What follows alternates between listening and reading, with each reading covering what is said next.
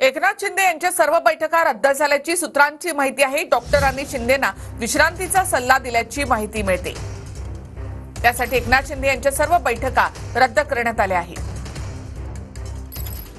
शिंदेंच्या आजच्या सर्व बैठका रद्द, सूत्रांची माहिती।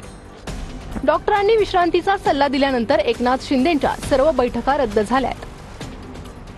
एकनाथ शिंदे आज ठाण्यातच राहणार असल्याची माहिती आहे। आपल्या सर्वांना माहिती आहे की 2 दिवस त्यांची तब्येत ठीक नव्हती, ताप होता। ते त्यांच्या दरे गावी होते आणि काल दुपारी दरे गावावरून ते मुंबईत आले। मी औरंगाबादला होतो, त्यामुळे आज मुंबईत आल्याबरोबर तब्येतीची चौकशी करण्यासाठी मी भेटण्यासाठी आलो होतो। अजूनही तब्येतीचं संपूर्ण ट्रीटमेंट चालू आहे।